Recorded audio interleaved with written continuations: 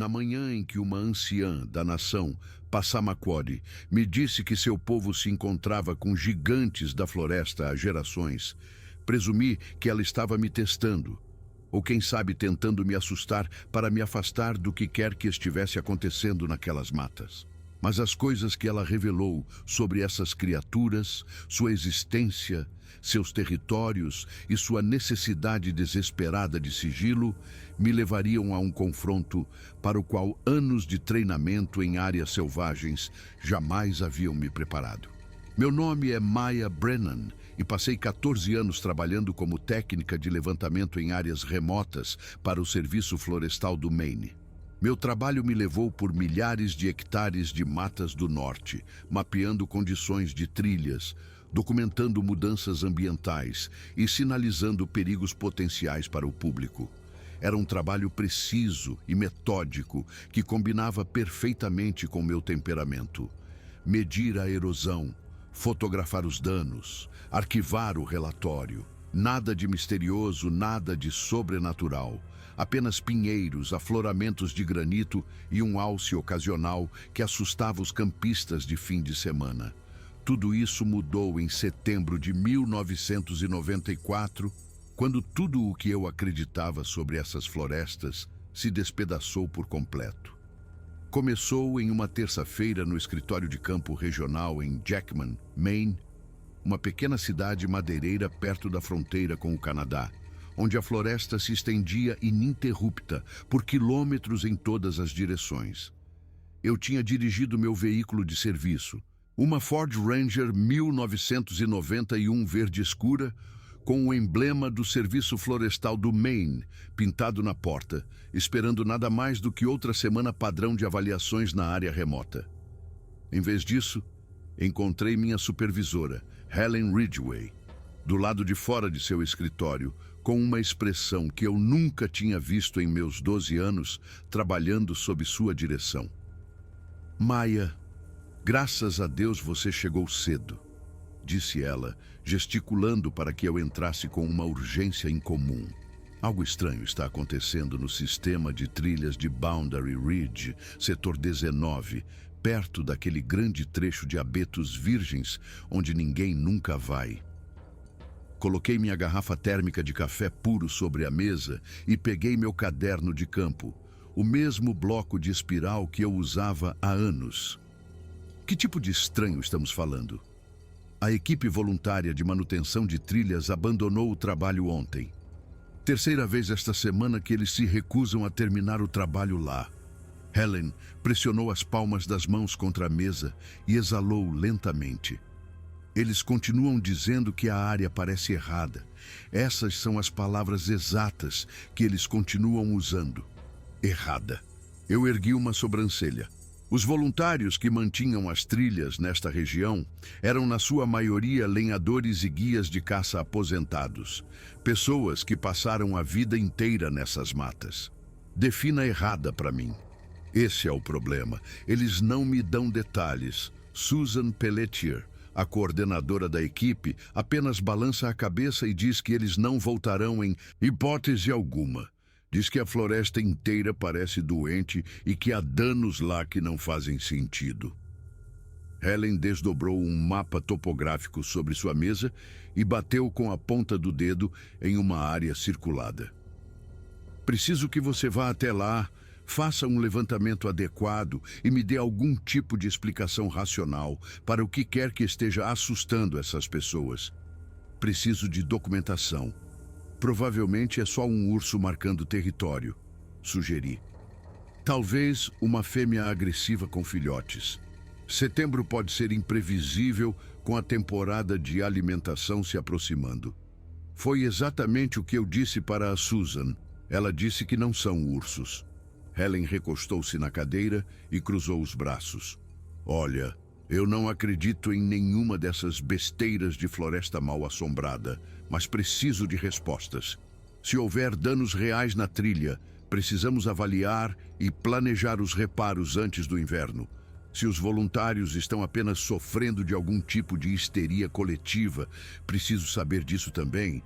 Eu já estava repassando minha lista de equipamentos mentalmente. Quando você quer que eu vá? Hoje, se possível. Leve equipamento para 4 dias, talvez 5. A seção da trilha em questão fica a cerca de 16 quilômetros do início da trilha de Moose River.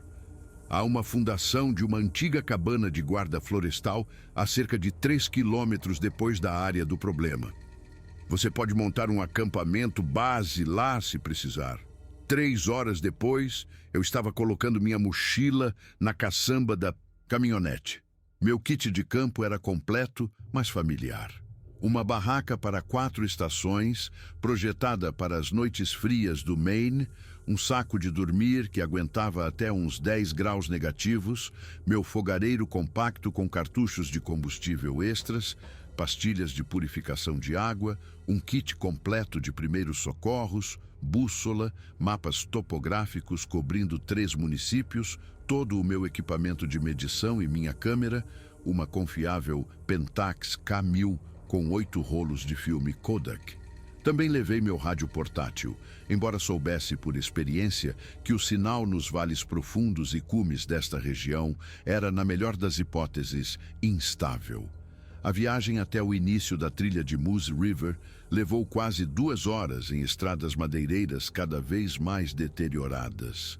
Minha caminhonete sacudia sobre o cascalho ondulado e balançava em buracos que não viam manutenção desde o outono anterior. Passei por apenas um outro veículo em todo o caminho, uma picape surrada com placas de Quebec, provavelmente caçadores explorando locais para a próxima temporada de veados. O estacionamento do início da trilha estava vazio quando cheguei ao 12:30. Passei 20 minutos organizando minha mochila, verificando novamente o equipamento e estudando o mapa. O setor 19 estava claramente marcado em minhas cartas de levantamento. Um trecho de trilha de 11 quilômetros que serpenteava por matas de abetos vermelhos e balsâmicos de mata virgem, seguindo a linha do cume acima do braço oeste do Moose River. De acordo com meus registros, a equipe de voluntários estava programada para limpar árvores caídas e reparar estruturas de drenagem danificadas por tempestades de verão. Coloquei a mochila nos ombros, provavelmente com uns 22 quilos, e comecei a caminhada. Os primeiros quilômetros eram um território que eu conhecia bem, uma trilha bem cuidada com vistas ocasionais do vale do rio abaixo. A floresta aqui tinha aquela qualidade de catedral antiga que a Mata Virgem possui.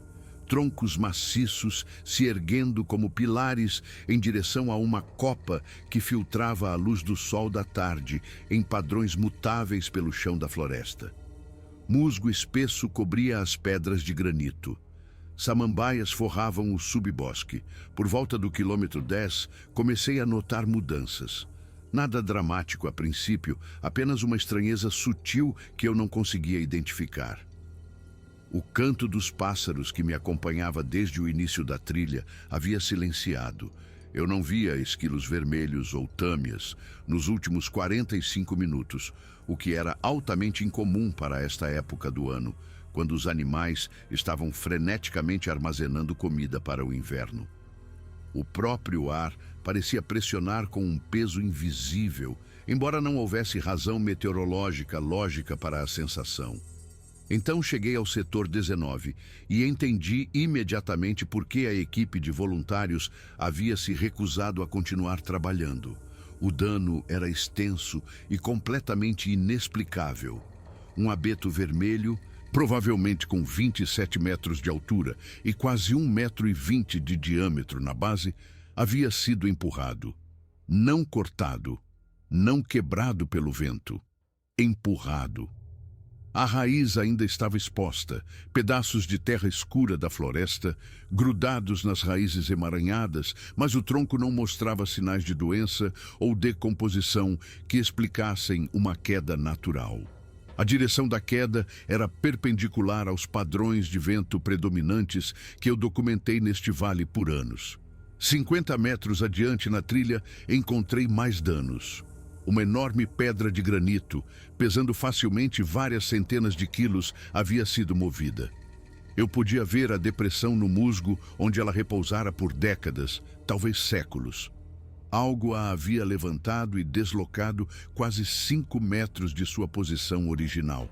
O musgo onde agora estava sentada estava recém-esmagado, ainda verde, indicando que o movimento ocorrera no máximo na última semana.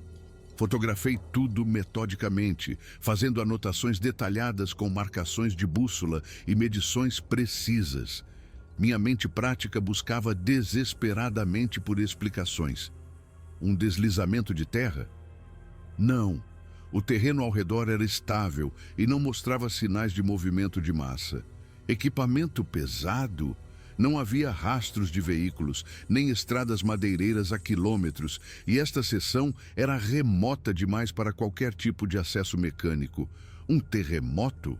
Eu teria sentido qualquer evento sísmico significativo o suficiente para mover rochas e derrubar árvores saudáveis. A própria trilha estava rasgada em vários lugares. Sulcos profundos na terra que se assemelhavam a marcas de garras, mas eram enormes, muito maiores do que qualquer urso preto que eu já havia rastreado em 15 anos de trabalho na natureza. Cada sulco individual tinha quase 20 centímetros de largura e pelo menos 10 centímetros de profundidade. Eles corriam em conjuntos paralelos de 4, espaçados cerca de 15 centímetros um do outro. Eu estava documentando uma perturbação particularmente inquietante, uma seção onde a vegetação rasteira e as samambaias haviam sido completamente achatadas em um círculo irregular de talvez 6 metros de diâmetro, quando uma voz falou atrás de mim. Você não deveria estar aqui. Eu me virei de supetão, minha mão instintivamente alcançando o spray de urso preso ao meu quadril. Uma mulher idosa estava na trilha a cerca de 8 metros de distância. Ela usava roupas práticas de caminhada, calças de lona escura, um suéter de lã pesado, da cor das folhas de outono, e uma jaqueta jeans desbotada que parecia ter décadas. Mas ela se portava com uma dignidade silenciosa que parecia destoar de sua aparência desgastada. Seu rosto era profundamente enrugado, esculpido por inúmeras estações de sol, vento e invernos frios do Maine. Cabelos grisalhos longos, com mechas brancas, caíam em 2 tranças que passavam de seus ombros.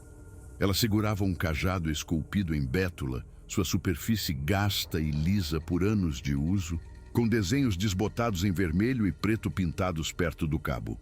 Sou Maya Brennan, do Serviço Florestal do Maine, eu disse, relaxando um pouco, mas permanecendo cautelosa. Eu não a tinha ouvido se aproximar, o que era incomum, dada a cobertura de folhas secas na trilha. Estou conduzindo um levantamento de avaliação de danos. Ela provavelmente me ouviu de longe e se aproximou em silêncio. Eu sei quem você é, respondeu a mulher. Sua voz era baixa, mas clara, com um sotaque que não consegui identificar de imediato. Eu sou Sarah Running Deer. Meu povo caminha por estas florestas desde antes de seus ancestrais cruzarem o oceano. Tenho observado esta área há muitos anos. Eu assenti respeitosamente. Peço desculpas se estou invadindo terras tribais. De acordo com meus mapas, esta é uma floresta estadual aberta ao público. Seus mapas mostram as fronteiras que o seu governo fez. Eles não mostram as verdadeiras fronteiras. Sarah se aproximou, seu cajado fazendo sons suaves contra as folhas caídas. As fronteiras que importam aqui são mais antigas que seus mapas. Muito mais antigas. Apesar do meu ceticismo natural sobre conversas místicas de floresta, algo em sua maneira me fez querer ouvir. De que fronteiras você está falando? Há uma seção da floresta que começa naquele afloramento rochoso. Ela apontou para o nordeste com seu cajado em direção a um cume de granito visível por entre as árvores. Ela se estende até o antigo Prado dos Castores, perto das nascentes do riacho que vocês chamam de Cold Stream. Meu povo tem um acordo com aqueles que vivem lá. Nós não entramos em seu território sem a devida permissão. Em troca, eles deixam nossas terras em paz. Olhei para onde ela estava apontando. Por entre as árvores, pude ver o terreno se elevando em direção a um amontoado de granito coberto de musgo, o início de um cume que continuava por vários quilômetros através de uma das áreas mais remotas do norte do Maine. Aqueles que vivem lá? Perguntei. Você está falando de uma família vivendo isolada? Eremitas? Sarah me estudou com olhos escuros que pareciam avaliar meu caráter de uma forma que achei desconfortável. Não, não eremitas, nem humanos. Ela fez uma pausa. Você já ouviu histórias sobre gigantes da floresta? Aqueles que algumas pessoas chamam de Sasquatch ou Bigfoot. Eu quase ri, mas a seriedade de sua expressão me impediu. Já ouvi as histórias, contos de fogueira, lendas. Eu disse com cuidado, não querendo ofendê-la. Você está dizendo que acredita que essas histórias são reais? Eu não estou dizendo que acredito em nada. Estou lhe dizendo o que é verdade. Sarah gesticulou para a destruição ao nosso redor. Este dano não foi causado por ursos.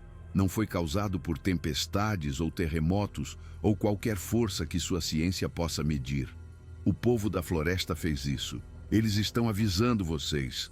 Avisando a todos, povo da floresta. A frase pairou no ar entre nós. Uma parte de mim queria agradecer educadamente a esta senhora pelo seu tempo e continuar meu levantamento com explicações racionais. Mas outra parte de mim, a parte que havia notado o silêncio anormal, os danos impossíveis, a estranha sensação de estar sendo observada, essa parte estava ouvindo. Por que eles estariam nos avisando? Perguntei. O que eles estão tentando dizer? Que algo os está ameaçando. Algo do seu mundo. Sarah se aproximou da beira da vegetação achatada e a estudou com óbvia familiaridade. Quando o povo da floresta se sente ameaçado, eles reagem. São seres pacíficos, na maior parte do tempo. Eles sobreviveram por milhares de anos, evitando a sua espécie. Mas também são territoriais. Quando algo invade suas terras, eles revidam. Olhei para as árvores derrubadas, as rochas deslocadas, os sulcos profundos na terra. Se você está me dizendo que uma espécie desconhecida de primata causou este dano, eu precisaria de evidências extraordinárias. Evidências. Sarah assentiu lentamente. Seu povo sempre quer evidências, medições e fotografias e amostras que vocês podem estudar em seus laboratórios. Mas algumas verdades não cabem em laboratórios. Algumas verdades exigem um tipo diferente de visão. Ela me encarou diretamente. Eu poderia lhe mostrar, se você estiver disposta, mas significaria confiar em alguém que você acabou de conhecer. Acreditar em algo que seu treinamento lhe diz que é impossível. Me mostrar o que exatamente? O local de encontro, onde meu povo se comunica com os gigantes da floresta há muitas gerações. Hoje à noite é uma noite significativa em nosso calendário. Uma noite em que renovamos nossos acordos, prestamos nossos respeitos, deixamos oferendas. Ela fez uma pausa. Se você vier, poderá ver coisas que mudarão como você entende estas florestas. Ou pode não ver nada, e voltará para o seu escritório e escreverá seus relatórios sobre danos de urso e padrões de vento incomuns. Eu fiquei ali, na luz que se esvaía da tarde, minha mente racional em guerra com minha curiosidade. Tudo naquela situação estava errado. Danos estranhos que desafiavam explicações. Uma mulher idosa que parecia ter surgido do nada. Contos de gigantes da floresta que eu descartei como mitologia desde a infância. Mas a evidência ao meu redor era inegável. Algo havia causado essa destruição. Algo poderoso e inteligente. A que horas esta noite? Eu perguntei. 00:30. Sarah sorriu levemente, o primeiro calor que vi em seu rosto envelhecido. Venha para o afloramento de granito no cume quando a lua estiver diretamente acima. Traga uma oferenda de tabaco, se tiver. Mostra respeito e, Maya, ela acrescentou, sua voz ficando séria, Não traga mais nada. Nenhuma lanterna, nenhuma câmera. O povo da floresta não se revelará a ninguém que carregue os aparatos do seu mundo moderno. Eu assenti, embora meu lado prático se rebelasse com o pensamento de deixar minha câmera para trás. Onde devo te encontrar? Eu te encontrarei. Sarah se virou e começou a caminhar de volta pela trilha, seus passos, de alguma forma quase silenciosos, apesar das folhas secas. Apenas esteja no afloramento quando a lua atingir seu pico e esteja preparada para ter sua compreensão do mundo completamente transformada. Eu a observei desaparecer em uma curva da trilha. Depois fiquei sozinho na clareira danificada, tentando processar o que acabara de acontecer. Ou eu tinha acabado de concordar com um encontro à meia-noite com uma senhora possivelmente instável, ou eu tinha dado o primeiro passo para descobrir algo que a ciência dizia não poder existir. Continuei meu levantamento por mais uma hora, documentando danos adicionais enquanto avançava pelo setor 19. O padrão de destruição era consistente. Árvores empurradas, rochas deslocadas, sulcos profundos na terra, vegetação achatada em padrões circulares. O que quer que tenha causado este dano era poderoso, metódico e claramente inteligente em sua abordagem. Não eram atos aleatórios da natureza. No final da tarde, cheguei à fundação da antiga cabana de guarda florestal que Helen havia mencionado. Apenas a chaminé de pedra e um piso parcial restavam, mas fornecia um local abrigado para montar minha barraca. Juntei lenha, acendi um pequeno fogo no círculo de pedras deixado por campistas anteriores e preparei um jantar simples de ensopado liofilizado e café. Enquanto comia, observei as sombras se alongarem pelo chão da floresta e pensei no que poderia acontecer à meia-noite. A parte racional do meu cérebro estava construindo explicações alternativas. Sarah Running Deer era uma mulher idosa com fortes conexões com crenças tradicionais.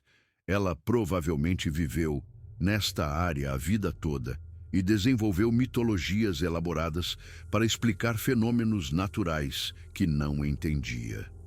Os danos à floresta poderiam ser explicados por microexplosões, eventos de vento localizados que poderiam derrubar árvores em padrões imprevisíveis. As rochas deslocadas poderiam indicar erosão do solo ou movimento de água subterrânea que eu não havia detectado. Os sulcos poderiam ser de um urso particularmente grande arrastando uma presa, mas nenhuma dessas explicações parecia certa. O dano era muito consistente, muito difundido, muito deliberado em seus padrões. E havia algo mais, uma sensação da qual eu não conseguia me livrar. A sensação de estar sendo observado não me deixou desde que entrei no setor 19. Mesmo agora, sentado perto do meu pequeno fogo, enquanto a escuridão se acumulava, eu sentia olhos invisíveis estudando cada movimento meu.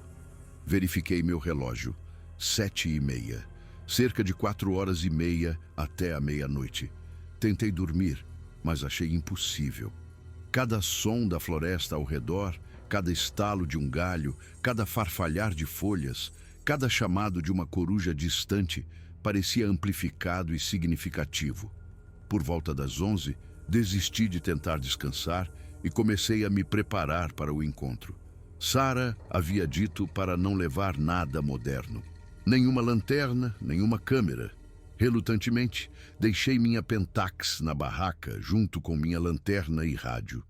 Mantive apenas minha bússola, meu spray de urso e a pequena bolsa de tabaco de cachimbo que eu carregava para fins cerimoniais quando trabalhava com gestores de terras tribais. Minhas botas estavam gastas o suficiente para serem confortáveis para uma caminhada noturna. Vesti meu casaco de fleece mais quente e saí da barraca para a escuridão. A lua estava quase cheia, fornecendo luz suficiente para navegar sem assistência artificial. Eu havia estudado o mapa topográfico com cuidado e sabia que o afloramento de granito ficava a cerca de 1,5 km a noroeste do meu acampamento, no final de uma trilha de caça fraca, que se ramificava da rota principal. Caminhei devagar, deixando meus olhos se ajustarem ao luar que se filtrava pela copa das árvores. A floresta à noite era um mundo diferente da floresta durante o dia. Sombras se acumulavam entre os troncos maciços das árvores como água escura. O pio de uma coruja barrada ecoava pelo vale abaixo. Pequenas criaturas farfalhavam na vegetação rasteira, provavelmente ratos ou arganazes em suas atividades noturnas. O ar estava frio, carregando a primeira mordida do outono que se aproximava, e minha respiração formava pequenas nuvens que se dissipavam rapidamente no ar parado. Cheguei ao afloramento de granito 15 para a meia-noite. Era uma formação dramática, um amontoado de rochas do tamanho de casas que haviam sido depositadas por geleiras milhares de anos atrás. Musgo espesso cobria grande parte da pedra e abetos raquíticos cresciam de fendas na rocha. O ponto mais alto oferecia uma visão clara do céu, onde a lua subia em direção ao seu zênite. Sara já estava lá, sentada em uma rocha plana, com seu cajado sobre os joelhos. Ela assentiu quando me aproximei, mas não falou. Sentei-me em uma rocha próxima e esperei. Por talvez 15 minutos nada aconteceu. A lua continuou seu lento arco pelo céu. Uma coruja chamou de algum lugar abaixo de nós, no vale. O vento mudava ocasionalmente, trazendo cheiros de pinho e decomposição. Eu estava começando a me perguntar se tudo isso era um elaborado teste de minha paciência quando Sara finalmente falou. Eles estão vindo. Não tenha medo. Aconteça o que acontecer. Não corra. Abri a boca para perguntar o que ela queria dizer, mas as palavras morreram na minha garganta. Da escuridão, além do afloramento de granito, algo se moveu. A princípio, não consegui processar o que estava vendo. Meu cérebro insistia em interpretar a forma como um urso em pé sobre as patas traseiras, o que seria incomum, mas não impossível. Mas à medida que a figura se aproximava, entrando em uma mancha de luar, percebi que nenhum urso poderia se parecer com aquilo. Era enorme. Tinha pelo menos 2,5 metros de altura, provavelmente mais perto de 3. Ombros largos e coberto por um pelo denso e escuro que parecia quase preto ao luar. Seu rosto era parcialmente visível, não exatamente humano, mas também não exatamente animal. Uma arcada supraciliar pesada sombreava olhos profundos que brilhavam com a luz da lua refletida. O nariz era largo e achatado. A mandíbula era maciça, mas não protuberante como a de um macaco. Movia-se com uma graça fluida que parecia impossível para algo tão grande, cada passo deliberado e quase silencioso. Atrás dele vieram mais 2 figuras. Uma era menor, talvez com 1,80 m de altura, movendo-se com a energia da juventude. A outra tinha aproximadamente o mesmo tamanho da primeira, seu pelo de cor mais clara, mais marrom do que preto. Eu não conseguia me mover, não conseguia respirar. Cada instinto que eu possuía gritava para eu correr, mas Sara me dissera para não fazer isso, e algo em sua calma me manteve congelada no lugar. A primeira criatura parou a cerca de 10 metros de distância. Ela emitiu um som, uma vocalização profunda, que não era bem um rosnado, nem bem uma fala. O som ressoou em meu peito como as notas graves de um órgão. Sara se levantou lentamente e emitiu seu próprio som em resposta. Não era uma imitação perfeita, mas claramente carregava significado. Ela deu alguns passos à frente, depois se ajoelhou e colocou algo sobre uma rocha plana entre ela e a criatura. Pude ver o brilho de metal, talvez uma faca ou ferramenta, e o que parecia um feixe de plantas secas. A grande criatura se aproximou da oferenda. Ela se curvou, cheirou os itens e emitiu outra vocalização. Esta soou quase como aprovação. Pegou o feixe de plantas e o enfiou em algum lugar no pelo grosso de seu corpo. Depois, voltou sua atenção para mim. Senti o peso daqueles olhos como uma pressão física. Não eram os olhos vazios de um animal. Havia inteligência ali, cálculo, julgamento. Eu estava sendo avaliada, medida contra algum padrão que eu não conseguia compreender. Sara falou em voz baixa, sem se virar para me olhar. Levante-se devagar. Pegue o tabaco que você trouxe. Coloque-o na rocha onde deixei minha oferenda. Mova-se devagar e não faça movimentos bruscos.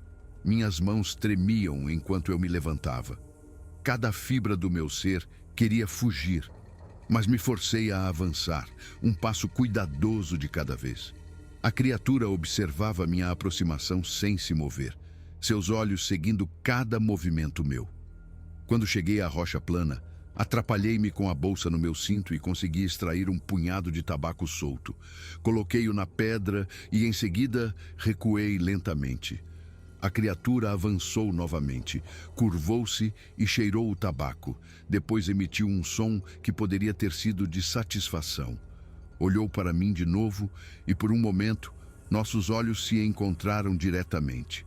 O que vi naqueles olhos não era o que eu esperava. Eu antecipara um vazio animal, a ausência de pensamento superior. Em vez disso, vi tristeza. Uma tristeza profunda e antiga, misturada com cautela, suspeita e algo que poderia ter sido esperança. O que quer que este ser fosse, não era uma besta irracional. Estava pensando, sentindo, compreendendo. A criatura emitiu outro som, este direcionado a Sara. Eles trocaram uma série de vocalizações que claramente carregavam significado, embora eu não pudesse decifrar nada. Após talvez 1 minuto dessa comunicação, a criatura se virou e começou a caminhar de volta para a escuridão da floresta. As 2 figuras menores a seguiram. Sara permaneceu onde estava, até que os sons de sua passagem se desvaneceram completamente. Então, ela exalou lentamente e se virou para mim. "Agora você sabe", disse ela simplesmente. "O povo da floresta é real. Eles estão aqui há mais tempo do que meu povo consegue se lembrar. Mantivemos a paz com eles por muitas gerações, e agora eles estão em perigo." Encontrei minha voz com dificuldade. "O que eles são?" Sara balançou a cabeça. "Não sei como sua ciência os chamaria. Meu povo os chama de Kiwaku, os gigantes da floresta. Outros os chamaram de Sasquatch, Bigfoot, muitos nomes em muitas línguas. O que importa não é como são chamados. O que importa é que eles existem, que são inteligentes e que algo está ameaçando sua sobrevivência. Os danos que documentei hoje", eu disse, minha mente lutando para se reorganizar em torno desta nova realidade. "Foram eles?" "Sim." Sara sentou-se novamente em sua rocha, parecendo subitamente cansada. "Eles estão agitados há meses. Algo está acontecendo na floresta profunda, nas áreas que eles consideram mais sagradas. Estão tentando nos avisar, tentando fazer com que alguém preste atenção. Por que eles viriam até você? Por que confiar em humanos? Por que nos provamos ao longo de muitas gerações?" Sara olhou para onde as criaturas haviam desaparecido. Minha avó se encontrou com eles. A avó dela antes dela. Sempre guardamos o segredo deles. Sempre respeitamos seus territórios. Em troca, eles deixam nossas áreas de caça em paz e nos avisam sobre perigos na floresta. É um arranjo tanto prático quanto espiritual. Eu fiquei ali, ao luar, toda a minha visão de mundo desmoronando e se reconstruindo em torno desta única verdade impossível. Quantos deles existem? Neste território, talvez 20 ou 30. Sara deu de ombros.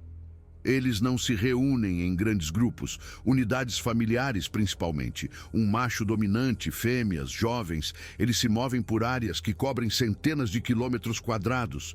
É assim que permaneceram escondidos. A floresta é vasta e eles a conhecem melhor do que qualquer humano jamais poderia. Mas as pessoas devem tê-los visto, caçadores, trilheiros, pesquisadores. Como algo tão grande pode permanecer escondido? Eles são inteligentes, disse Sara, mais inteligentes do que você imagina. Sabem como evitar serem vistos, sabem quais áreas os humanos frequentam e quais áreas são verdadeiramente selvagens. E quando alguém os vê, ela sorriu sombriamente. Quem acredita neles? Um caçador sai da mata afirmando que viu um homem gigante coberto de pelos. Seus amigos riem. Os jornais fazem piadas. A testemunha aprende a ficar quieta. É a camuflagem perfeita. Sua própria cultura se recusa a acreditar no que as pessoas veem com os próprios olhos. Sentei-me pesadamente em uma rocha, subitamente exausta pelo peso desta revelação. Você disse que algo os está ameaçando. O quê? É para entender isso que preciso da sua ajuda. Sarah se inclinou para a frente.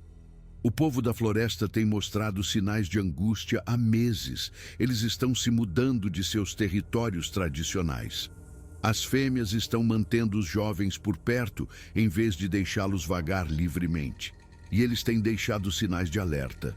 Ela gesticulou vagamente em direção à floresta, danificada abaixo de nós, empurrando árvores, movendo rochas, tentando marcar limites que dizem, fiquem longe. Sinais de alerta para quem? Para qualquer um que queira ouvir. Sarah me fixou com aquele olhar penetrante. Você trabalha para o serviço florestal.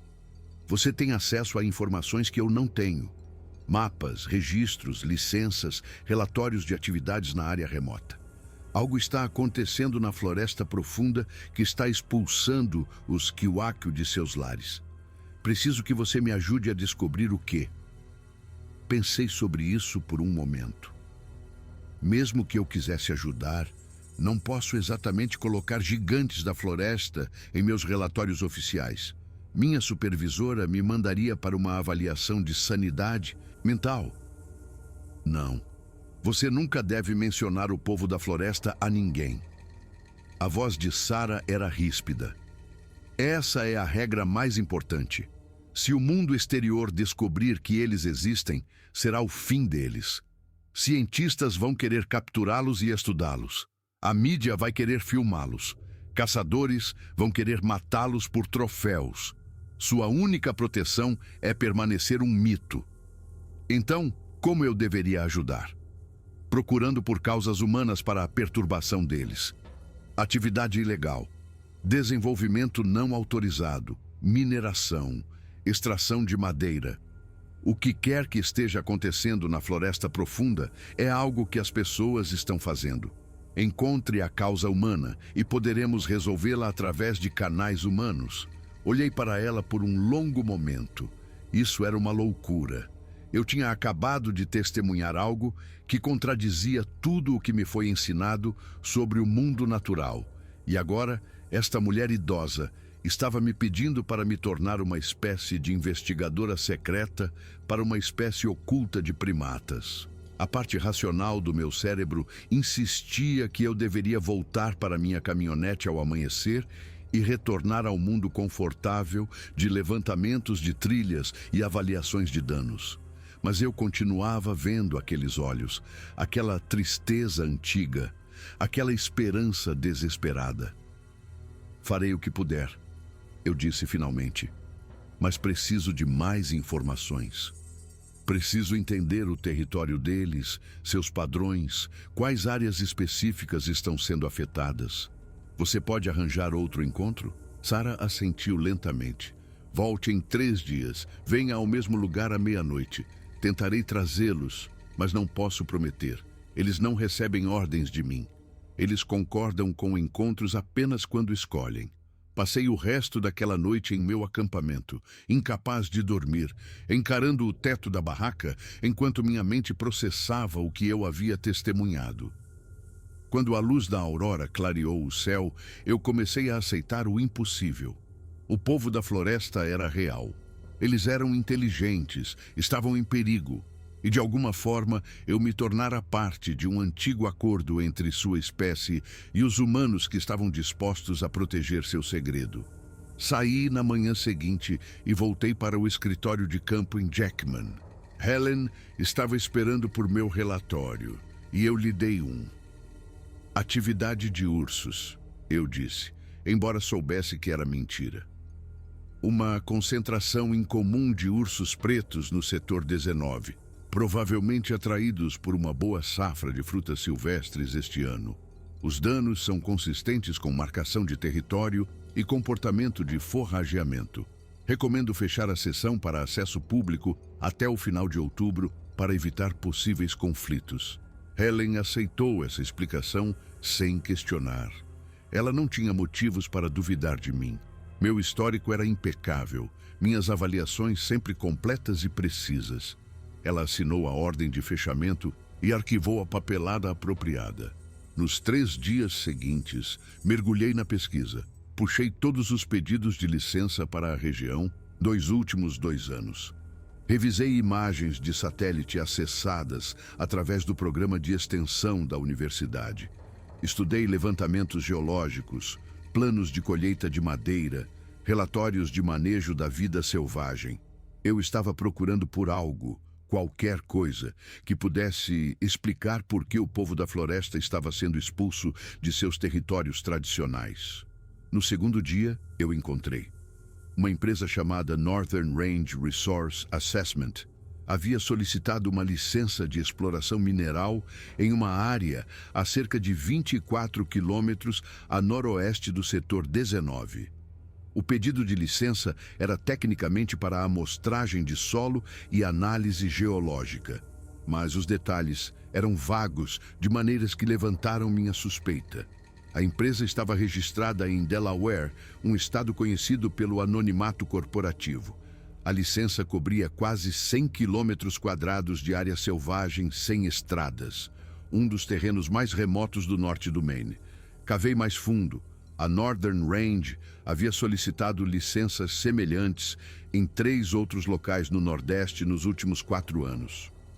2 desses locais foram posteriormente comprados por corporações de mineração para exploração de ouro e cobre. O padrão era claro. A Northern Range era uma empresa de fachada para prospecção mineral, usando licenças de pesquisa amplas para sondar depósitos valiosos que poderiam então ser vendidos para operações de mineração reais. Mas a exploração mineral nas matas do Maine normalmente não causaria o tipo de perturbação que eu havia testemunhado.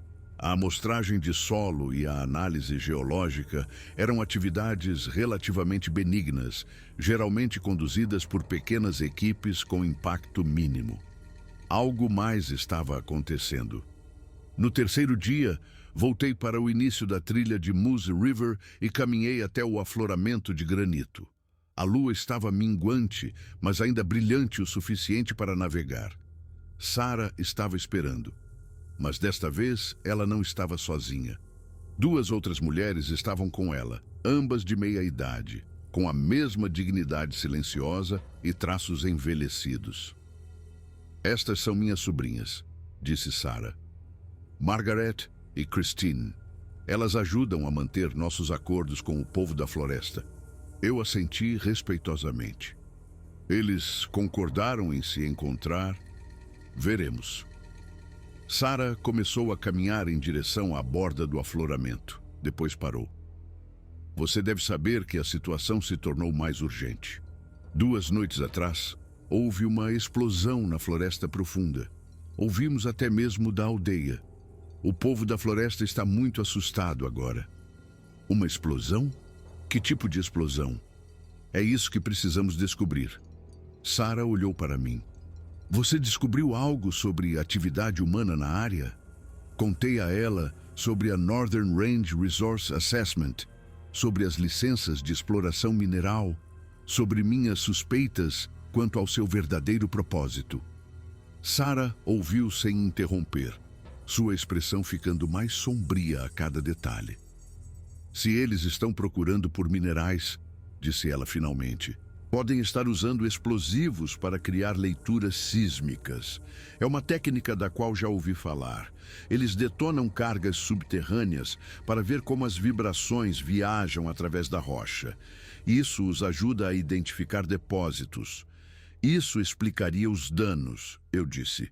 Explosivos poderosos o suficiente para registrarem equipamentos sísmicos aterrorizariam o povo da floresta. E se eles estão fazendo isso sem as devidas licenças para uso de explosivos, seria altamente ilegal. Você consegue encontrar evidências, provas que forçariam seu governo a detê-los? Posso tentar, mas preciso saber exatamente onde essas explosões estão acontecendo. Isso significa entrar no território deles, ver os danos por mim mesma. Sarah trocou olhares com suas sobrinhas. O povo da floresta pode não permitir isso. Eles são muito protetores de suas áreas sagradas. Então precisamos perguntar a eles. Esperamos enquanto a lua subia mais alto. A noite estava mais fria do que antes, com uma pontada aguda que sugeria a geada que se aproximava. Eu podia ouvir o som distante do rio no vale abaixo, um murmúrio constante que estava ali há milhares de anos. Eles vieram sem aviso, surgindo da escuridão como sombras tomando forma. Desta vez, eram 4. O grande macho, que eu vira antes, o de cor mais clara que se movia com autoridade semelhante, e 2 outros que eram claramente mais jovens, seus movimentos mais enérgicos e curiosos. Eles pararam na beira da clareira, nos observando com aqueles olhos calculistas e inteligentes. Sarah deu um passo à frente e começou a troca de vocalizações que eu havia testemunhado antes. Durou mais tempo desta vez, com mais idas e vindas, mais desacordo aparente. Em um ponto, a figura de cor mais clara emitiu um som que era claramente negativo, um latido agudo de rejeição. Mas Sarah continuou, paciente e persistente, até que finalmente o grande macho fez um gesto com um braço maciço. "Eles vão nos mostrar", disse Sarah, virando-se para mim. "Mas apenas você e eu. As outras devem ficar aqui." Ela olhou para Margaret e Christine, que assentiram sem reclamar. Segui Sarah e as 2 maiores figuras para a escuridão da floresta. A jornada que se seguiu foi diferente de tudo que eu já havia experimentado. Movemo-nos por terrenos sem trilhas, sem marcadores, nada que indicasse que humanos já haviam passado por ali. O povo da floresta nos guiou por leitos de riachos e sobre cumes, através de densos matagais que pareciam se abrir para eles, mas que agarravam e rasgavam minhas roupas. Eles se moviam com uma velocidade espantosa para seu tamanho, cobrindo um terreno que me levaria horas em algo que pareceu minutos. Depois do que pode ter sido 1 ou 2 horas, emergimos em um pequeno prado cercado por abetos imponentes. A luz da lua aqui era mais brilhante, desobstruída pela copa das árvores. E no centro do prado vi a evidência que estava procurando. Uma cratera, talvez com 6 metros de diâmetro e vários metros de profundidade, havia sido aberta na terra. A vegetação ao redor estava queimada e achatada. Árvores na borda da clareira haviam sido despojadas de sua casca pela força da explosão. E espalhados ao redor da cratera estavam sinais inconfundíveis de atividade humana. Pedaços de equipamento, fragmentos de fio, uma bolsa de lona esfarrapada com o logotipo de uma empresa. Aproximei-me para examinar os detritos mais de perto. O logotipo na bolsa era exatamente o que eu esperava. Northern Range Resource Assessment. E os fragmentos de equipamento eram claramente materiais de teste sísmico, do tipo usado para detonar explosões subterrâneas controladas e registrar as vibrações resultantes. Não fotografei nada. Eu não tinha câmera. Mas memorizei cada detalhe, criando um mapa mental do local que eu poderia recriar mais tarde. A marcação da bússola do cume que havíamos cruzado, a distância aproximada percorrida, os fragmentos de equipamento específicos e suas posições. O grande macho emitiu um som e Sarah traduziu. Eles encontraram 4 locais como este. As explosões vêm sem aviso, altas, violentas, aterrorizantes. Ela fez uma pausa, sua voz embargando. A primeira explosão matou um de seus jovens, uma fêmea mal amadurecida. Ela estava forrageando perto da zona de explosão e foi morta por detritos em queda. Meu estômago revirou. Fiz cálculos rápidos. Se a Northern Range estivesse conduzindo um levantamento sistemático, usando um padrão de grade padrão para cobrir a área da licença, haveria mais explosões, muitas mais. Essa operação estava em andamento. Quando isso começou? Perguntei. 5 meses atrás, disse Sarah após consultar o macho. A primeira explosão foi na primavera, quando a neve ainda estava derretendo. Desde então, houve mais 3. Cada uma delas afasta o povo da floresta de seu território tradicional. Eles estão ficando sem lugares seguros. O grande macho emitiu outra série de sons. Desta vez, ele parecia estar direcionando-os para mim. Seus olhos escuros fixaram os meus enquanto ele gesticulava em direção à cratera, depois para a floresta circundante e de volta para mim. Ele está perguntando se você pode parar isso, traduziu Sarah. Ele está perguntando se você tem autoridade para fazer isso acabar. Pensei cuidadosamente antes de responder. Eu trabalho para o Estado. Esta é uma terra federal, o que complica as coisas. Mas a atividade aqui é claramente ilegal.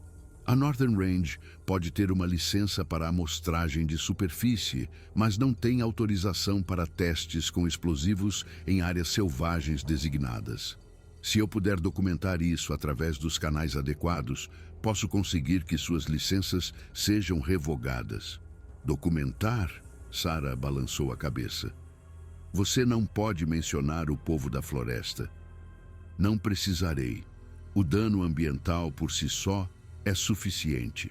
Destruição de área selvagem, potencial contaminação de águas subterrâneas por resíduos de explosivos, atividade comercial não autorizada em floresta protegida.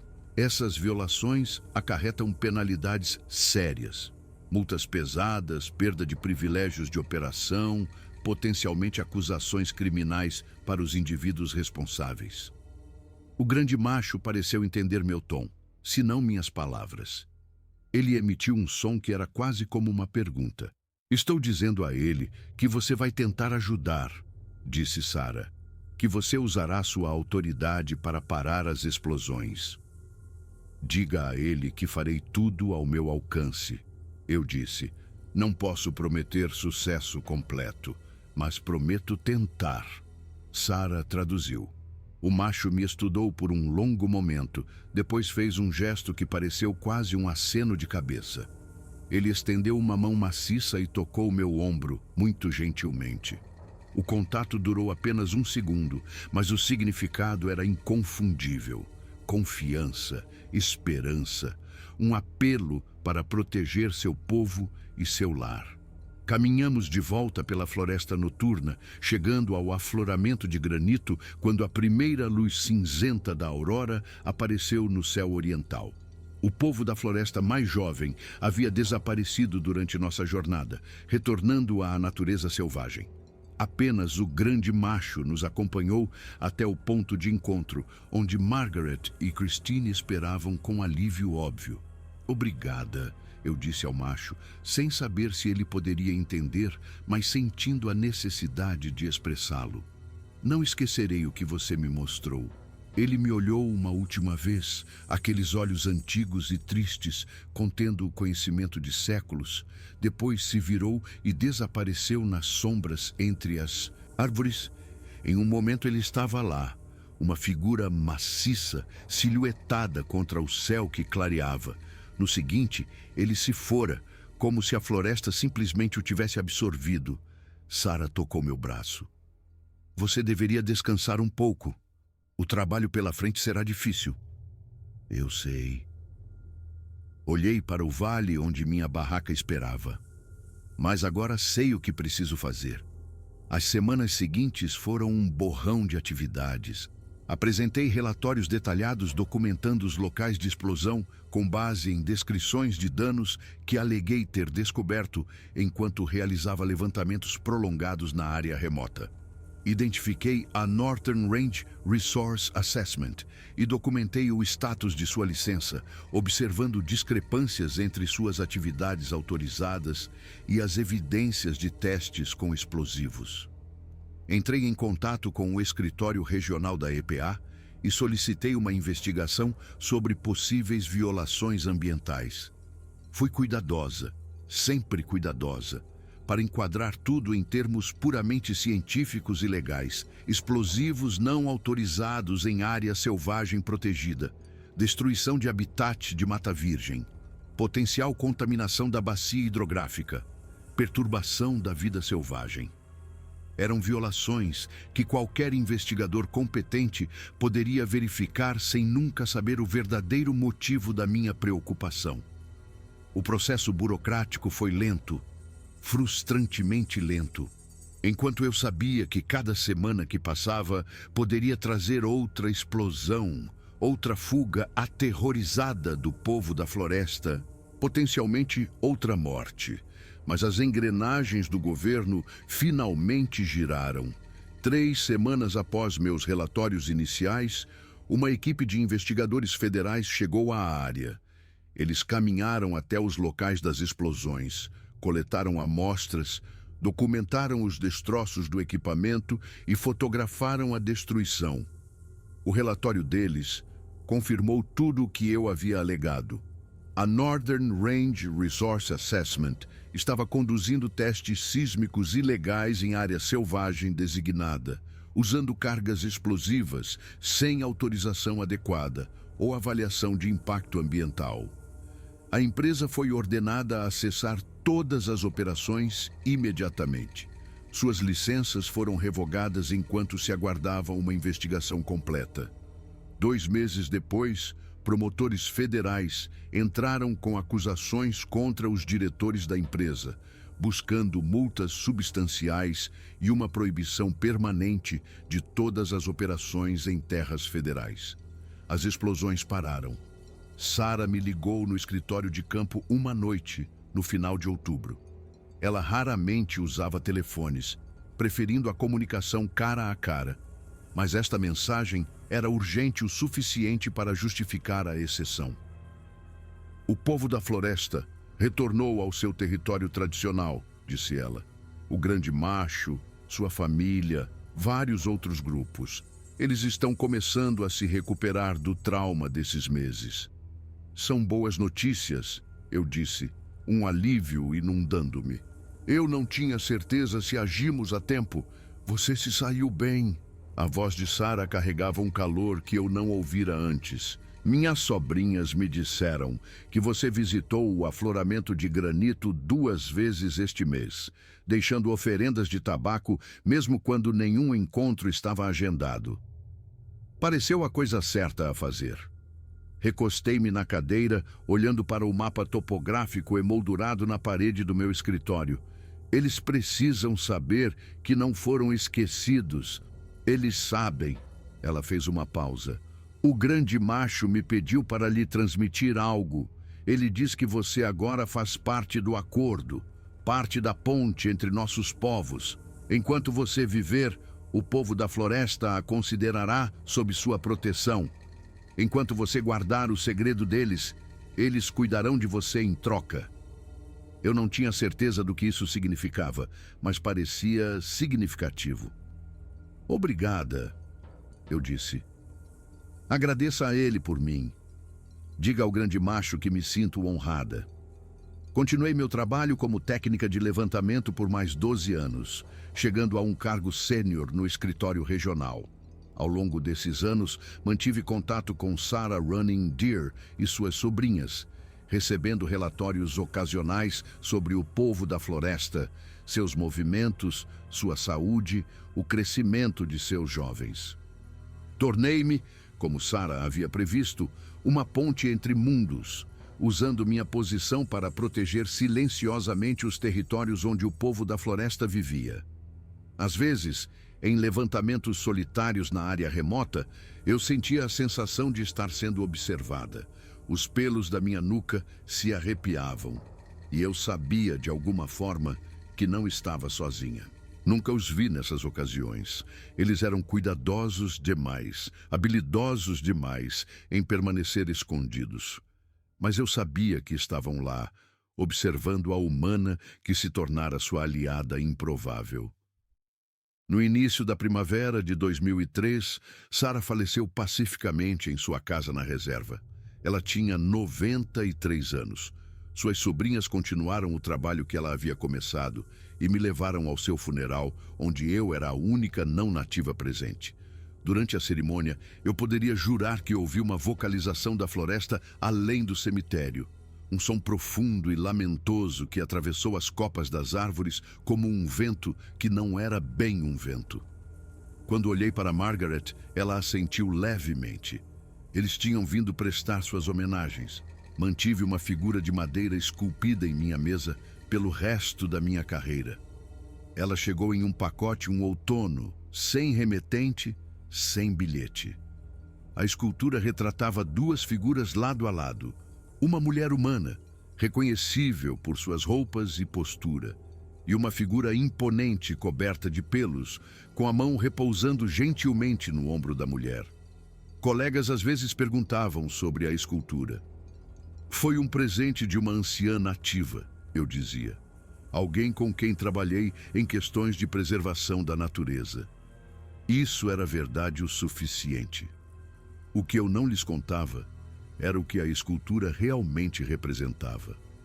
Uma promessa cumprida, um segredo protegido, e o conhecimento de que nas florestas mais profundas, nos lugares onde árvores antigas ainda se erguiam e os humanos raramente se aventuravam, nós nunca estávamos verdadeiramente sozinhos. Alguns mistérios, eu aprendera, não foram feitos para serem resolvidos. Foram feitos para serem guardados, respeitados e autorizados a permanecer nas sombras, onde sobreviveram por milênios.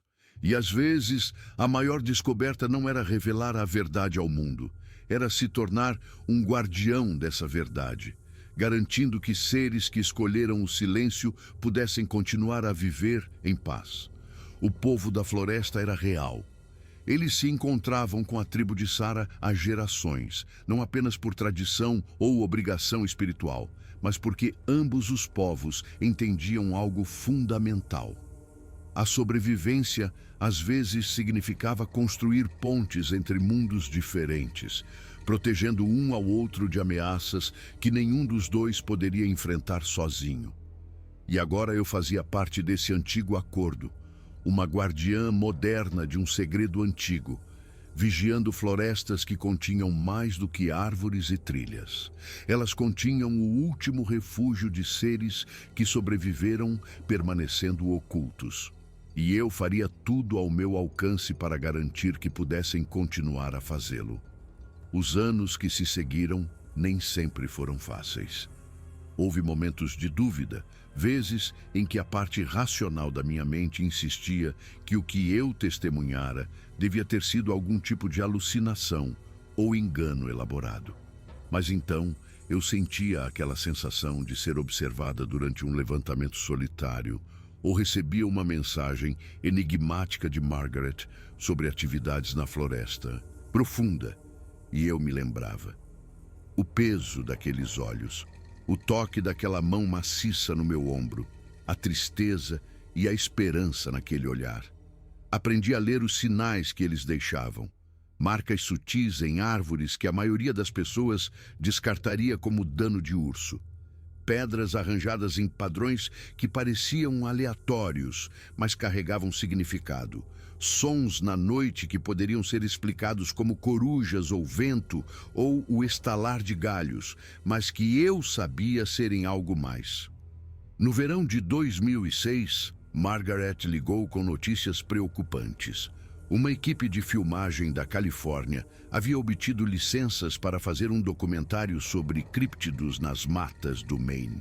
Eles estavam planejando extensas expedições na área remota, equipados com câmeras térmicas, sensores de movimento e outras tecnologias especificamente projetadas para detectar grandes animais em florestas densas. Eles são diferentes dos pesquisadores casuais, disse Margaret. Essas pessoas são sérias, têm financiamento, equipamento e meses de tempo. Se alguém pudesse encontrar o povo da floresta, seriam eles. Entendi imediatamente. Ao longo das décadas, vários caçadores de Bigfoot vieram para as matas do Maine, mas geralmente eram amadores com câmeras baratas e expectativas irreais. Eles passavam alguns dias batendo pé pelas trilhas acessíveis, gravavam alguns sons ambíguos e iam embora desapontados. O povo da floresta sabia como evitar tais intrusões desajeitadas. Mas uma equipe profissional, com imagens térmicas e sensores de movimento, era uma ameaça diferente. Se eles por acaso montassem seus equipamentos no local certo, na hora certa, poderiam capturar evidências que seriam impossíveis de descartar. Onde eles estão concentrando a busca? Perguntei.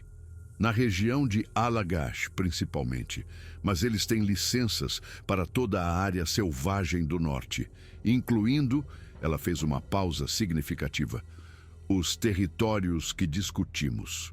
Passei as 2 semanas seguintes coletando informações discretamente. O documentário estava sendo produzido por uma pequena empresa especializada em conteúdo paranormal e de críptidos. Eles haviam contratado uma equipe de rastreadores experientes e os equipado com tecnologia de vigilância de ponta. O plano deles era estabelecer uma rede de câmeras e sensores remotos cobrindo vários quilômetros quadrados da área remota, e então monitorar as transmissões em busca de qualquer sinal de atividade incomum. Eu não podia impedi-los de filmar. Suas licenças eram legítimas e eles tinham todo o direito de estar na floresta pública, mas eu podia tornar o trabalho deles mais difícil. Usando minha posição no serviço florestal, providenciei para que a manutenção de trilhas fosse agendada em várias áreas-chave, que faziam fronteira com os territórios do povo da floresta. O barulho e a atividade das equipes de trabalho afastariam qualquer vida selvagem, explicando à equipe do documentário por que seus sensores não estavam detectando nada incomum. Também sugeri à minha supervisora que deveríamos aumentar as patrulhas de guardas florestais na área remota durante o período de filmagem, supostamente por razões de segurança pública. A presença humana aumentada incentivaria ainda mais o povo da floresta a permanecer escondido. Mais importante, entrei em contato com o produtor principal do documentário e ofereci minha experiência como guia local.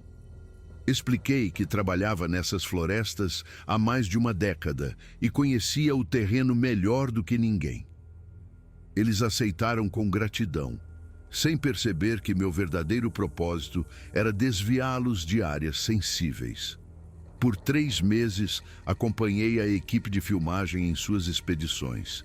Eu os guiei em longas e exaustivas caminhadas por terrenos que eram genuinamente remotos, mas cuidadosamente escolhidos para evitar qualquer chance de encontrar o povo da floresta. Expressei entusiasmo pelo projeto deles, enquanto sutilmente direcionava sua atenção para áreas que não renderiam nada além de filmagens de vida selvagem comum. Quando suas câmeras térmicas detectavam assinaturas de calor, eu as identificava como alces, veados ou ursos, com uma autoridade confiante que eles não tinham motivos para questionar. O documentário foi eventualmente concluído e lançado com modesta atenção.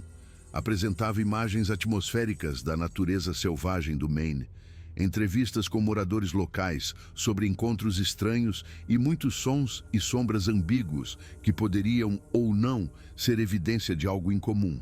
O povo da floresta nunca foi capturado em filme. A produtora seguiu para seu próximo projeto, satisfeita por ter produzido conteúdo divertido, mesmo que não tivessem encontrado provas definitivas.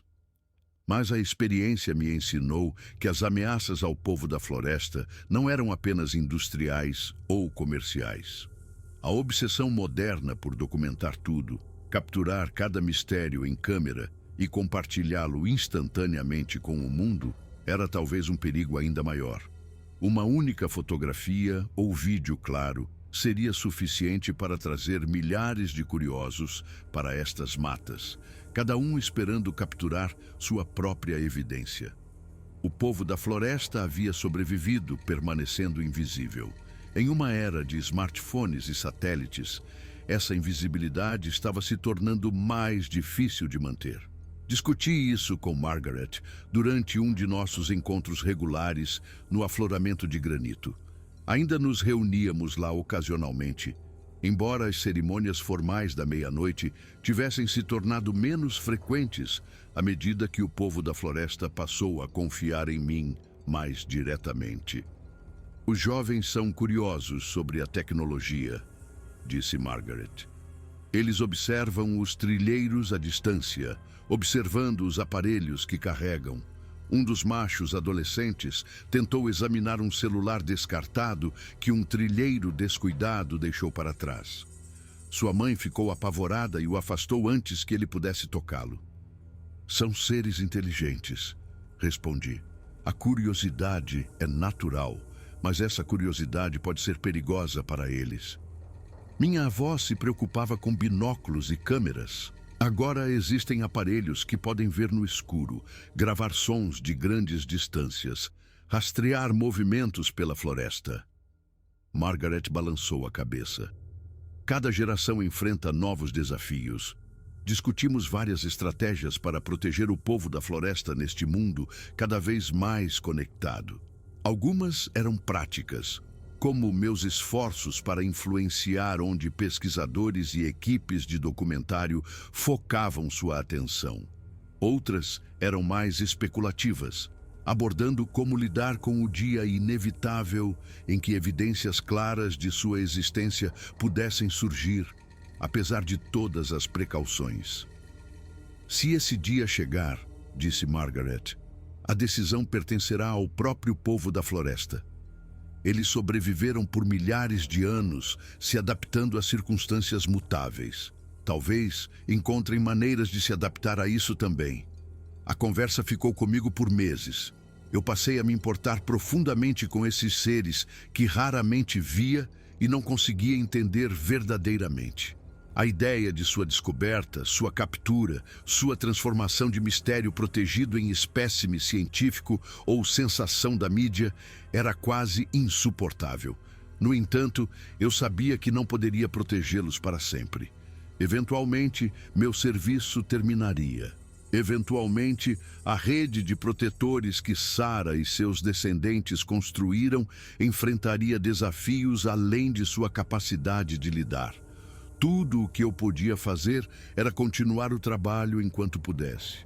Documentar as ameaças, redirecionar os curiosos, manter as fronteiras, honrar o antigo acordo que me tornara, improvavelmente, uma guardiã de segredos que eu nunca esperava aprender. No outono de 2011, eu estava fazendo um levantamento em uma seção remota da floresta perto da fronteira com o Canadá, quando encontrei algo que me lembrou por que o povo da floresta permanecia oculto. Encontrei sinais de um acampamento que havia sido estabelecido sem as devidas licenças. Sem barracas, mas evidências de fogueiras, lixo espalhado e itens perturbadores que sugeriam que os campistas não eram trilheiros comuns. Cartuchos de rifles de grosso calibre, rede de camuflagem, equipamento de visão noturna ainda na embalagem. Eram caçadores de um tipo específico, não atrás de veados ou ursos, mas de algo muito mais valioso.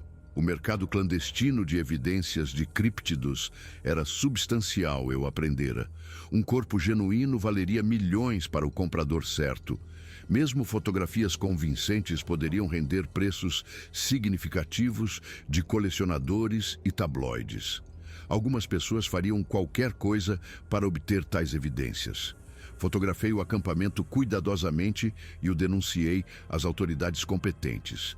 Caça não licenciada em terras federais, potencial atividade de caça ilegal, equipamento suspeito sugerindo tráfico de vida selvagem. A resposta oficial foi rápida. Guardas florestais vasculharam a área. e eventualmente prenderam 2 homens de fora do estado que admitiram estar na floresta em busca de caça incomum. Eles alegaram estar atrás de uma suposta população de panteras negras, uma história que satisfez as autoridades, embora eu suspeitasse de sua verdadeira presa. O povo da floresta estava observando, é claro. Durante meu levantamento, senti aquela sensação familiar de observação invisível. Deixei tabaco em meu acampamento todas as noites, um gesto de respeito que eu esperava ser entendido. No meu 3º dia na área, encontrei um presente me esperando na base de um abeto vermelho distinto que eu estava usando como ponto de referência. Um pequeno feixe de ervas secas, enrolado em casca de árvore e amarrado com fibra vegetal. O aroma era complexo, terroso e picante, diferente de tudo em meu conhecimento botânico. Eu entendi a mensagem. Gratidão por protegê-los desta nova ameaça, reconhecimento do meu papel contínuo em sua segurança. Quando me aposentei do serviço florestal em 2015, eu tinha 62 anos e havia passado quase 3 décadas caminhando pelas florestas do norte do Maine. Meu corpo estava começando a protestar contra as longas milhas e as mochilas pesadas. Meus joelhos doíam em descidas íngremes, mas eu não estava realmente deixando este trabalho para trás. Margaret e Christine me estabeleceram como uma consultora informal para questões ambientais que afetam a região. Eu não usava mais uniforme, nem tinha autoridade oficial, mas meu conhecimento da área remota ainda era valioso. Ajudei a treinar protetores mais jovens, passando as habilidades e o entendimento que acumulei ao longo dos anos. Tornei-me, em essência, o que Sarah Running Deer havia sido quando a conheci. Uma anciã que conhecia segredos que a maioria das pessoas nunca acreditaria. Fiz minha última jornada ao afloramento de granito em uma noite amena de setembro de 2018. Minha saúde estava começando a falhar, embora os detalhes ainda fossem incertos. Eu queria dizer adeus enquanto ainda podia. Margaret e Christine me acompanharam, ajudando nas sessões difíceis da trilha que eu antes atravessava sem pensar. A lua estava cheia, pintando a floresta com luz prateada. Eu podia ouvir corujas chamando no vale abaixo, a trilha sonora eterna destas matas. Eles vieram, é claro. Eles sempre pareciam saber quando algo significativo estava acontecendo. 4 figuras emergiram da escuridão, suas formas de alguma forma mais familiares para mim agora do que haviam sido naquela primeira noite aterrorizante tantos anos atrás. O grande macho, seu pelo agora mostrando mechas grisalhas, estava à frente do grupo. Ao seu lado estava uma fêmea que eu reconheci, sua companheira principal. Atrás deles estavam 2 adultos jovens que ainda não haviam nascido quando entrei neste mundo pela primeira vez. Dei um passo à frente lentamente, minhas velhas pernas protestando, mas cooperando. O macho me observou aproximar com aqueles olhos profundos e inteligentes que mudaram minha compreensão de tudo. Não voltarei mais, eu disse, embora soubesse que ele não poderia entender minhas palavras. Meu trabalho aqui está terminado, mas outros continuarão. O acordo permanece. Sarah Running Deer havia me ensinado algumas das vocalizações que seu povo usava com os gigantes da floresta. Tentei uma agora, um som de gratidão e despedida, provavelmente imperfeito, mas sincero. O macho inclinou sua cabeça maciça, ouvindo. Então ele deu um passo à frente e colocou uma mão enorme em meu ombro, muito gentilmente. O toque durou mais tempo desta vez. Talvez reconhecendo que seria nosso último contato. Senti o calor de sua palma através da minha jaqueta, a surpreendente gentileza de dedos que poderiam ter esmagado pedra. Quando ele recuou, emitiu um som que eu nunca tinha ouvido antes. Não era uma das vocalizações que eu aprendera a reconhecer. Algo novo, algo que parecia destinado especificamente a mim. Eu nunca saberia seu significado preciso, mas a emoção por trás era clara. Respeito, gratidão, despedida. Eles se fundiram de volta à floresta tão silenciosamente quanto haviam chegado, desaparecendo em sombras que pareciam abraçá-los como velhos amigos. Fiquei ali por um longo tempo depois, observando o espaço onde eles estiveram, lembrando de tudo o que havíamos compartilhado. A caminhada de volta ao início da trilha levou a maior parte da noite.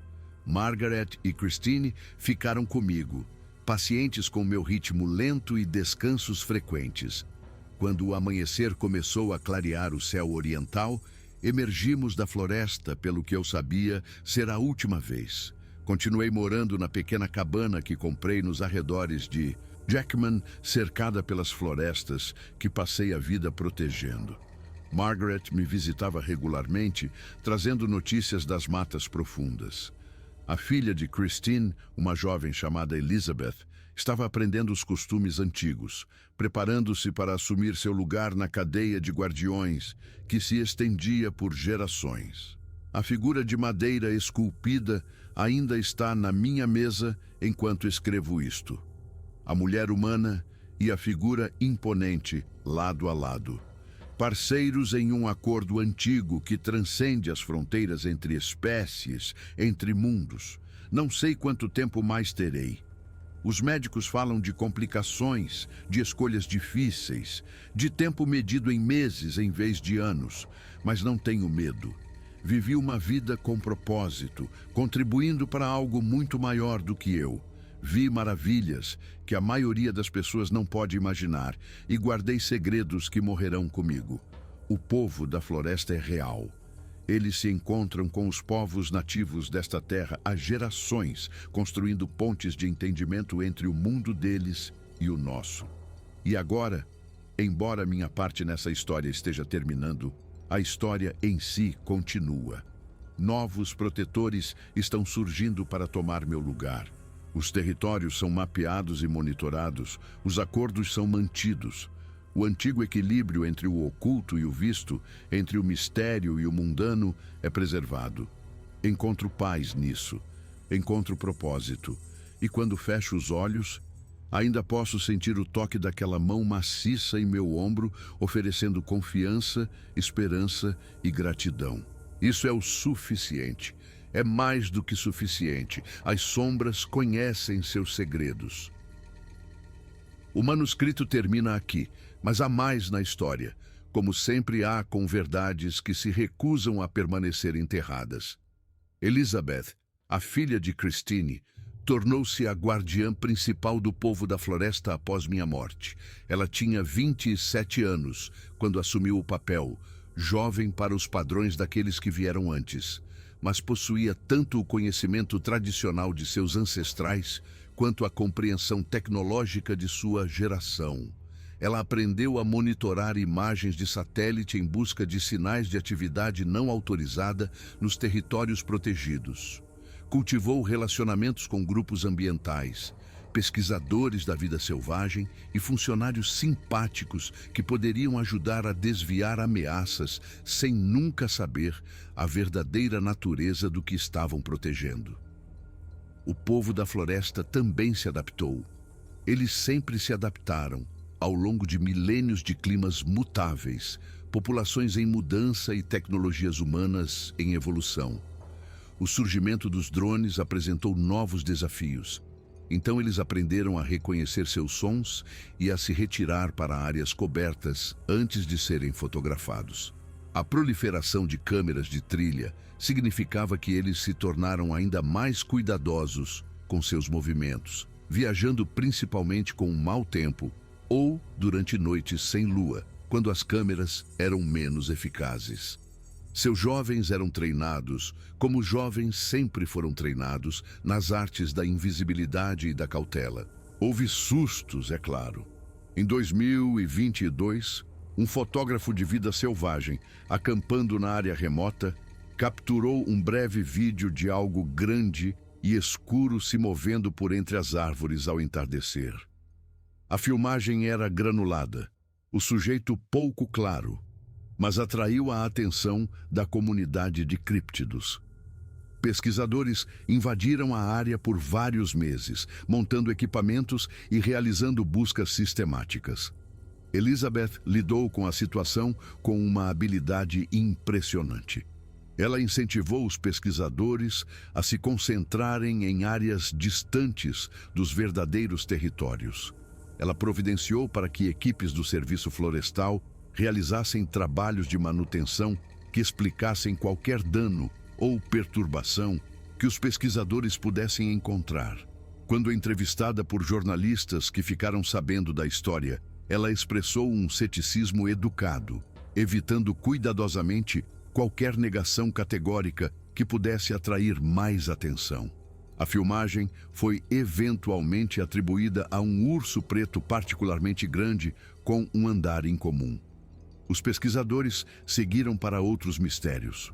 O povo da floresta permaneceu sem ser descoberto. Mas Elizabeth sabia, como eu sabia, que cada susto os aproximava do momento da revelação. As ferramentas para encontrar criaturas ocultas ficavam mais sofisticadas a cada ano. Imagens térmicas podiam detectar o calor do corpo através da copa da floresta. Softwares de análise de áudio podiam isolar e aprimorar sons que os ouvidos humanos mal podiam perceber. Testes de DNA podiam identificar espécies a partir do menor vestígio de pelo ou saliva. Eventualmente, inevitavelmente, algo seria encontrado que não poderia ser explicado. O que aconteceria então dependeria de muitos fatores. Como a evidência seria apresentada?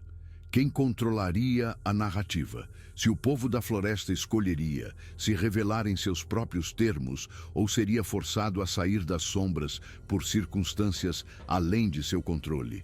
Elizabeth passou longas noites discutindo essas possibilidades com suas tias e com o próprio povo da floresta. A comunicação deles havia se tornado mais sofisticada ao longo dos anos. Sarah Running Deer conhecia talvez 50 vocalizações. Elizabeth aprendera o dobro disso. Mais um sistema de gestos e sinais visuais que permitia trocas mais complexas. Ela agora podia discutir conceitos abstratos com o povo da floresta. Ideias como cobertura da mídia, pesquisa científica, proteção legal. Eles entendiam o que estava em jogo, esses seres que sobreviveram por milhares de anos. Sabiam que a descoberta poderia significar o fim de seu modo de vida. Mas também sabiam que se esconder estava se tornando mais difícil. Que seus territórios estavam encolhendo à medida que o desenvolvimento humano avançava mais fundo na natureza selvagem. Que cada geração tinha menos lugares seguros para vagar. Alguns dos jovens do povo da floresta defendiam a revelação. Eles haviam observado o comportamento humano à distância e concluído que os humanos modernos, com seus movimentos de conservação e leis ambientais, poderiam ser mais receptivos do que seus ancestrais. Eles apontavam como as atitudes em relação a outros grandes primatas haviam mudado, do medo e hostilidade para o interesse científico e a proteção. Talvez o mesmo pudesse acontecer com eles. Outros, particularmente os mais velhos, aconselhavam cautela contínua. Eles se lembravam dos caçadores que vinham com rifles em busca de troféus. Eles tinham visto como os humanos se tratavam, com violência e crueldade que pareciam não ter limites. Quão pior eles tratariam seres que nem sequer eram humanos? Elizabeth ouviu todas as perspectivas e tirou suas próprias conclusões. Se a revelação viesse, deveria vir em seus termos. Deveria ser cuidadosamente gerenciada, com proteções em vigor, com aliados preparados para defendê-los, com estruturas legais estabelecidas antes que alguém soubesse que havia algo a proteger.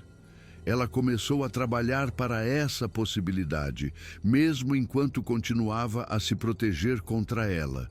Cultivou relacionamentos com legisladores simpáticos, falando em hipóteses sobre como as proteções poderiam ser estendidas a espécies desconhecidas se fossem descobertas. Conectou-se com pesquisadores acadêmicos que estudavam a ética do primeiro contato com inteligências não humanas, enquadrando suas perguntas como exercícios teóricos. Ela documentou tudo, criando um registro abrangente do povo da floresta, seus territórios, seus comportamentos, sua cultura, que poderia ser divulgado se e quando chegasse a hora certa. A última entrada em seu diário de guardiã, datada poucos meses antes de eu concluir este relato, diz o seguinte: o grande macho faleceu durante o inverno. Seu filho, a quem observei crescer de um adolescente desajeitado a um adulto maduro, agora lidera o grupo familiar principal. Ele é mais curioso sobre os humanos do que seu pai era, mais disposto a se aproximar dos lugares limítrofes onde nossos mundos se encontram. Durante nossa última conversa, ele tentou reproduzir uma palavra humana que eu havia falado. O resultado foi imperfeito, mas a intenção era clara. Ele quer se comunicar mais diretamente. Ele quer nos entender melhor. Talvez ele saiba de algo que eu não sei. Talvez ele sinta que o tempo de se esconder está chegando ao fim. Ou talvez ele simplesmente tenha a coragem de imaginar um futuro diferente. De qualquer forma, continuarei o trabalho. Como Sarah fez antes de mim, como Maya fez depois dela, como outros farão depois de mim. As pontes entre os mundos devem ser mantidas, quer levem ao sigilo contínuo ou à revelação eventual. O povo da floresta confia a nós sua sobrevivência. Essa confiança não é dada levianamente, não deve ser traída. As sombras guardam seus segredos, mas talvez não para sempre. E se o dia chegar em que os segredos não puderem mais ser guardados, rezo para que tenhamos construído pontes suficientes para nos levar todos em segurança para o outro lado. Taquei-lhe as palavras de Elizabeth, muitas vezes desde que ela as compartilhou comigo. Encontro nelas tanto esperança quanto tristeza, coragem e cautela, as mesmas tensões que definiram este trabalho desde que Sarah Running Deer fez contato pela primeira vez com seres que o mundo acreditava serem impossíveis. A figura esculpida ainda me observa de minha mesa. 2 seres, humano e outro, lado a lado. Uma parceria que perdurou por gerações e que, acredito, continuará muito depois que todos nós tivermos partido. As florestas do norte do Maine se estendem além da minha janela, escuras, profundas e cheias de mistérios. Em algum lugar nessas sombras, seres que a ciência diz não poderem existir, continuam suas vidas antigas, criando seus jovens, cuidando de seus territórios, observando o mundo humano a uma distância cuidadosa. Tive o privilégio de fazer parte de sua história, de aprender que o mundo contém mais maravilhas do que nossas mentes racionais podem aceitar, de entender que alguns segredos valem a pena proteger, alguns mistérios valem a pena preservar, algumas pontes valem a pena manter entre mundos que de outra forma nunca se encontrariam. Quando finalmente fechar os olhos pela última vez, partirei em paz, sabendo que o trabalho continua, sabendo que os acordos se mantêm, sabendo que nos lugares mais profundos, onde árvores antigas se erguem e os humanos raramente se aventuram, o povo da floresta ainda caminha. Eles são reais, eles estão protegidos. E enquanto houver guardiões dispostos a se colocar entre eles e um mundo que não os entenderia, eles permanecerão exatamente o que sempre foram. Um mistério, uma maravilha, um segredo que vale a pena guardar. As sombras conhecem os seus, e agora eu também. Cheguei agora ao fim deste relato, mas a história continua além destas palavras. Todas as noites, nas florestas profundas do mundo, caminham seres que nunca foram fotografados, capturados ou estudados por cientistas. Eles nos observam da escuridão com olhos que contêm uma inteligência que não podemos medir e uma tristeza que não podemos compreender.